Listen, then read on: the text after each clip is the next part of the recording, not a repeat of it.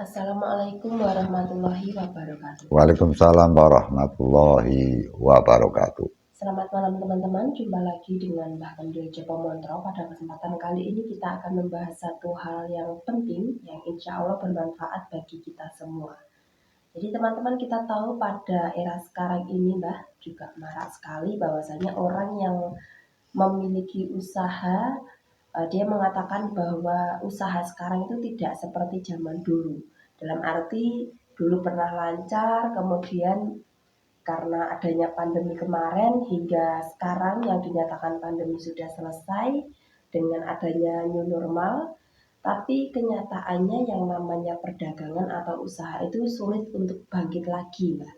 Ada satu orang yang curhat kepada saya, dia mengatakan bahwa usahanya tak kunjung bisa bangkit. Dari awalnya dia berjualan soto dan bakso, kemudian mulai sepi hingga tidak laku sama sekali dalam sehari, kemudian dia mengubah menunya menjadi satu menu, itu pun juga tidak bisa bangkit seperti dulu, sampai dia pindah dagangan, yaitu berjualan gorengan, tapi itu juga tidak bisa pulih, Mbak. Kemudian dia memutuskan untuk pindah lokasi, itu pun juga tidak bisa lancar seperti dulu lagi. Dia sangat terpuruk dan dia bahkan untuk cari modal pun meminjam kepada temannya, tapi selalu bangkrut, Mbak. Pinjam, bangkrut.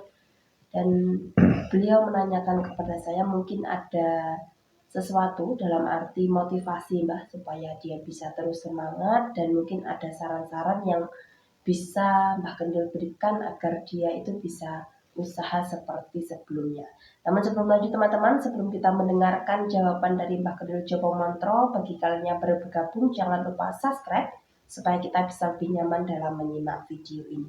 Jadi gimana Mbak, mungkin ada motivasi atau saran-saran yang Mbak Kendil bisa utarakan untuk membantu teman kita ini? Mungkin juga ada teman-teman di rumah yang memiliki kesulitan yang sama, Mbak. Dalam usaha untuk mencari rezeki, berbagai bidang dari pertanian, perdagangan, perkebunan, peternakan, dan sebagainya, semenjak corona berada atau munculnya corona, persada semua usaha kita selalu minus atau selalu gagal atau sulitnya untuk mencari rezeki. Sehingga kita pada malam hari ini membicarakan tentang yaitu perdagangan kaki lima atau perdagangan kecil. Kita ada pasien atau ada teman yang berjualan soto pada sebelum corona, itu lancar saja, laris. Semenjak corona berada, dia berhenti, kemudian selang hampir 1 tahun dia menganggur, terus kemudian dia berdagang, kemudian langganan tidak kembali, menjadi sepi, terus mereka pindah lagi dari soto ke bakso, semakin sepi juga. Kemudian dari jualan soto dalam tempo mendapatkan 100.000, kemudian pindah jualan bakso hanya mendapatkan 30.000 dalam semalam. Kemudian esoknya diteruskan lagi dengan berjualan yaitu bakso lagi, hanya mendapatkan 3 atau 7 mangkok saja. Besok diteruskan lagi, sama sekali dari siang sampai malam tidak laku sama sekali. Mereka bersusah payah sekali usaha memasak, namun setelah menjadi masakan atau setelah masak, maka makanan yang dimasak disajikan untuk dijual ternyata tidak laku. Akhirnya paginya dibuang ke kali atau ke sungai karena mereka malu memberikan kepada masyarakat kalau masakannya tidak laku. Mereka menyimpulkan dibuang di sungai artinya biar dimakan yaitu ikan-ikan yang ada di sungai. Kemudian berhenti, selang 2 minggu kemudian mereka juga mencari cara-cara yang bersifat panuwunan atau bersifat dengan bantuan-bantuan dari praktisi, namun akhirnya juga gagal total. Akhirnya mereka menyimpulkan untuk pindah tempat atau pindah tempat kerja, pindah kontrakan. Setelah mereka pindah kontrakan, tetap masih juga sepi sekali. 1 hari 1 malam hanya laku 7 mangkok saja, sehingga misalkan 10.000 menjadi 70.000, hingga 70.000 itu labanya sekitar 10 ke 15, sehingga 15.000 dimakan dalam satu keluarga jelas tidak bisa. Akhirnya modalnya juga hilang juga. Mereka berhenti tidak jualan. Bagaimana mereka dari satu jualan ke jualan lain, dari bakso ke soto, setelah dari soto ke bakso, dari bakso ke gorengan, akhirnya berhenti dan mereka memutuskan pergi dari tempat itu. Mereka berbuka lagi ke tempat lain, atau mereka berdagang ke tempat lain, atau hijrah ke daerah lain. Namun akhirnya juga tidak laku. Apa sebabnya? Banyak sekali faktor-faktor mereka gagal dalam berusaha. Bisa juga itu karena situasi alam, karena sulitnya mencari rezeki, para petani juga belum waktunya panen, atau di dalam pemutaran ekonomi masyarakat juga sulit untuk mencari rezeki.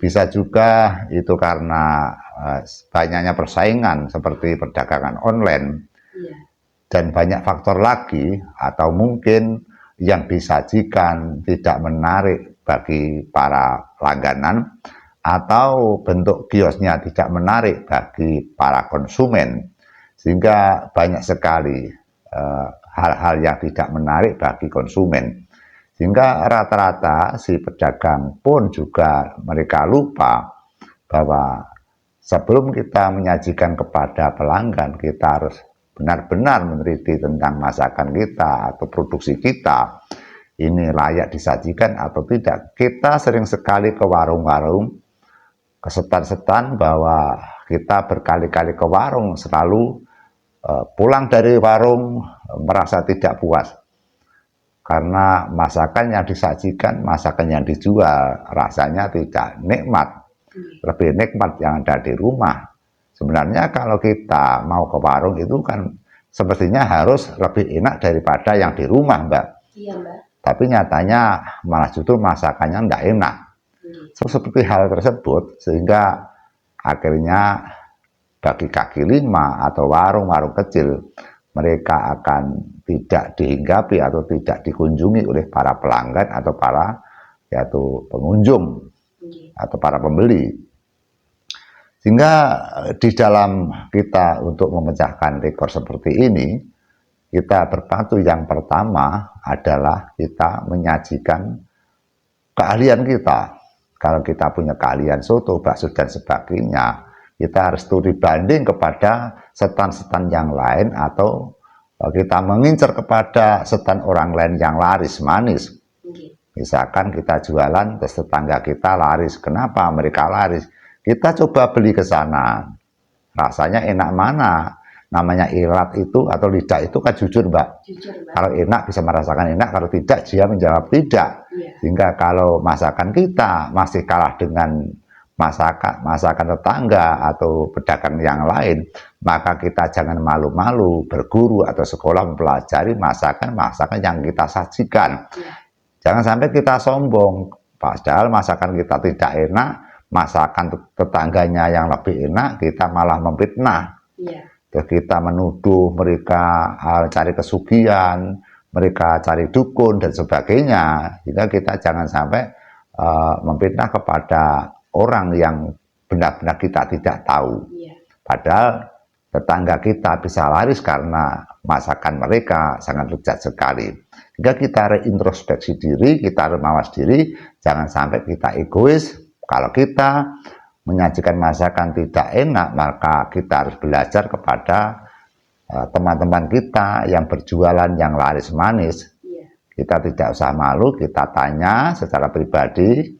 Kalau misalkan tidak sampai kita menyakiti atau kita itu dianggap saingannya, maka apabila kita berguru, kita tanya misalkan ke salah satu toko, salah satu warung A, kalau kita berbuka dagang atau kita berjualan harus jauh daripada tempat yang kita guruni atau tempat yang kita tanya itu. Setidaknya ada 10 atau 20 kilo sehingga kita tidak menyaingi kepada guru kita yang memberikan ilmu kepada kita. Sehingga kita jelas-jelas menjual makanan itu kan bisa dipelajari.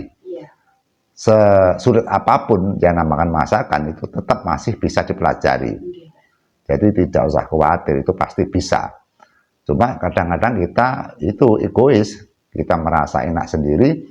Apabila kita sepi, kita menyalahkan orang lain, kita menyalahkan langganan, kita menyalahkan pelanggan, menyalahkan kepada pembeli. Kadang-kadang kita juga menyalahkan ke diri kita sendiri, atau kadang-kadang kita juga menyalahkan Tuhan karena kita merasa disakiti, merasa kita disengsarakan, maju dan mundur, sepi dan ramai, sehingga kadang kita juga punya rezeki, kadang kita juga kosong, kadang kita mendapatkan rezeki yang tak terduga, sehingga beraneka ragam, berwarna-warni dalam kehidupan kita, berwarna-warni dalam kita mendapatkan rezeki. Kadang kita juga mengalami kesulitan, kita mengalami sepi. Dengan hal tersebut kita harus menyadari. Nah, yang kita bicarakan kenapa gagal, dan kita sudah berdoa yang mati-matian, kita sudah mencari orang-orang yang ahli, yang bisa dipelajari tentang prestasi atau keahlian kita, yang kita sajikan sudah baik, dan kita sudah, atau barang siapa tahu nanti dengan hal ini maka usaha Anda akan tinar buko, akan didengarkan oleh Tuhan, dan akan muncul sebagai yaitu pedagang-pedagang yang bisa dinikmati dengan keluarganya masing-masing, dan menjadi kehidupan kita di dalam kita yaitu mengasuh atau merawat atau mengelola keluarga untuk mengayomi anak putra kita. Teman-teman, hanya itu yang saya sampaikan. Mungkin dari Mbak Lul ada pertanyaan? Iya Mbah, kita tahu kan Mbah bahwasanya memang yang namanya usaha itu setiap manusia pasti akan berusaha manggil. Cuma ada lagi yang mengatakan bahwa hidup itu kan juga memiliki garisnya masing-masing yang seringkali kita sebut dengan yang namanya takdir.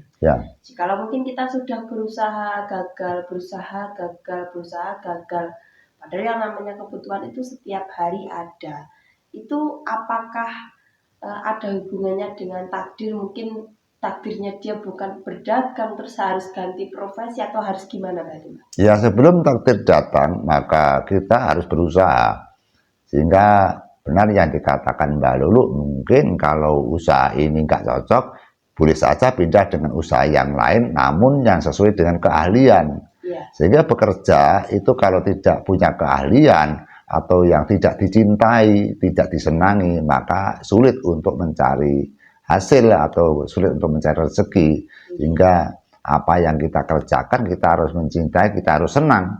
Kalau kerjaan kita sudah tidak senang, maka tidak bisa langgeng. Seperti itu Mbak. Yang jelas untuk mencari rezeki tidak hanya Anda sendiri, termasuk saya pun juga demikian. Apabila kita merasakan susah atau kita merasakan sepi dalam untuk mencari rezeki, kita pun juga melakukan untuk yaitu menghamba, kita melakukan pendekatan diri kepada Sang Pencipta Alam, yaitu Allah Subhanahu wa Ta'ala, dengan tata cara yang kita percayai. Dan kadang kami pun juga sering mandi di tengah malam apabila kita punya hajat, punya tujuan.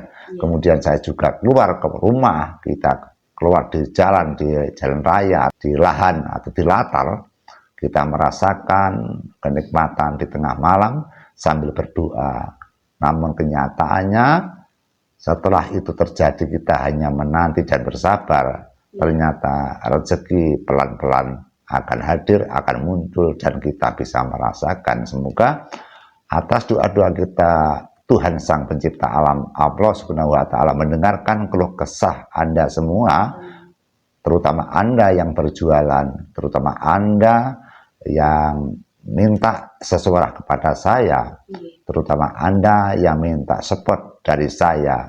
Hanya itu yang bisa saya sampaikan. Tentu kita juga manusia biasa, tidak punya kelebihan apapun. Apabila ada kegelapan, ada kesalahan, atau tip-tip atau kiat saya dilakukan tidak berhasil, maka itu karena Tuhan Sang Pencipta Alam yang menjadikan Anda harus melewati hal-hal yang lebih susah atau sedih. Namun saya percaya bahwa tidak ada manusia yang hidup selalu dan selalu susah. Pasti setelah susah, pasti kita diberi kebahagiaan. Itu hilir gumanti. Kadang kita diberi kebahagiaan, kapan kita diberi susah. Apabila kita diberi susah, suatu saat nanti kita akan diberikan ketentraman dan diberikan kebahagiaan. Jadi kita tidak usah khawatir, yang jelas Tuhan pasti akan mendengar kepada doa-doa kita yang benar-benar fokus dan benar-benar rendah diri di hadapan Tuhan Yang Maha Esa itu, Mbak. Ya, teman-teman, jadi memang biasanya kita seringkali lupa untuk mengkoreksi diri sendiri. Kita seringkali menyalahkan keadaan, bahkan yang lebih buruk lagi kita menyalahkan Tuhan Pencipta Alam atau Allah Subhanahu wa Ta'ala. Sehingga mari teman-teman, bagi kalian yang mungkin memiliki kesulitan, kita sama-sama introspeksi diri, apa sih yang kurang dalam usaha kita, dan semoga jawaban Mbak Kendil pada malam hari ini bisa membantu serta memotivasi teman-teman yang ada di rumah untuk lebih semangat lagi, dan jangan lupa untuk selalu menyerahkan diri kepada Allah atau berdoa. Mbak Kendil mungkin ada tambahan lain, Mbak? Yang jelas yang kita sampaikan bahwa orang susah di dunia ini tidak sendirian. Masih banyak orang yang susah yang melebihi kita. Kita bayangkan orang di rumah sakit, kita bayangkan orang yang ada di UGD, kita bayangkan orang yang ada di kamar ICU, kita bayangkan orang-orang yang di penjara, sehingga banyak sekali orang yang susah.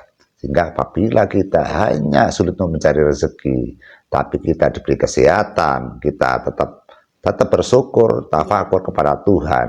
Yang jelas kita berusaha, Tuhan yang akan menentukan. Yang penting kita jangan sampai wale-wale. Apabila kita sudah kesana kemari gagal, kita usaha ini dan itu gagal, tapi lanjutkan saja, kita terus maju, pantang menyerah. Dan suatu saat nanti Anda akan menerima hasil yang Anda lakukan. Terima kasih. Ya teman-teman, cukup sekian yang kami sampaikan. Jangan lupa subscribe dan terus dukung channel ini. Cukup sekian. Wassalamualaikum warahmatullahi wabarakatuh. Waalaikumsalam warahmatullahi wabarakatuh. Sugeng rahayu ingkang pinanggih. Amin amin ya robbal alamin.